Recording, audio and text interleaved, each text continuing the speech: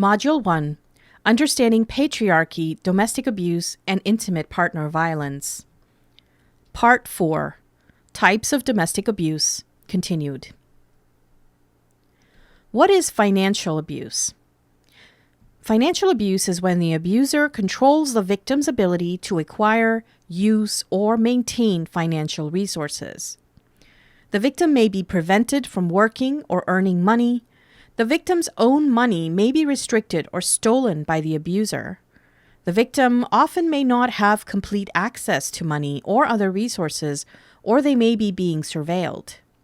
And the abuser may require that the victim account for every penny they spend. Financial abuse is often less understood than other types of abuse, and yet it is one of the biggest ways abusers use to keep their victim trapped in an abusive relationship.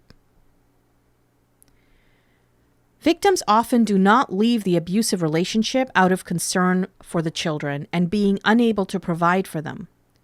Financial insecurity is also one of the top reasons that women return to an abusive partner.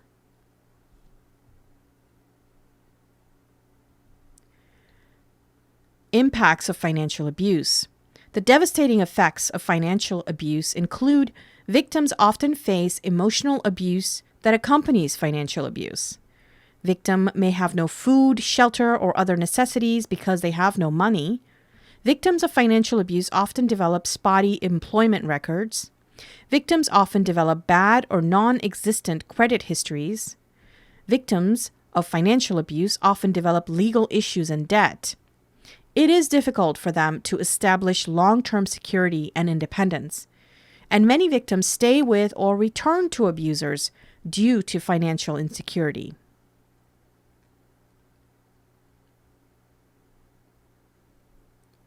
Isolation. That is when the abuser isolates victim from the resources, public and personal, which could help them leave the relationship.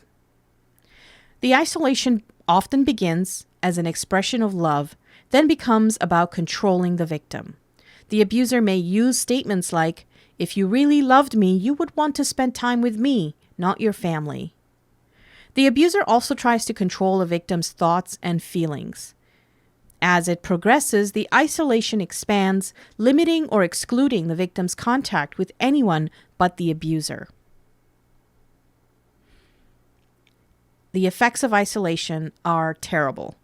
Eventually, the victim is left totally alone and without the internal or external resources they need in order to change their life.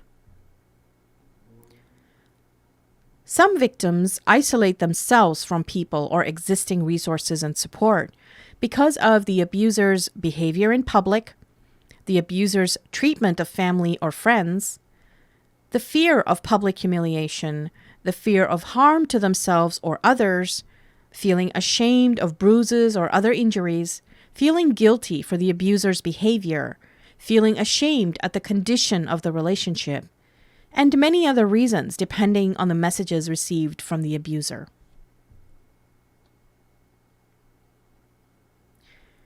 The impact of long-term exposure to abuse. Severe emotional abuse can be as powerful as physical abuse. Abuse of any kind can contribute to low self-esteem and depression.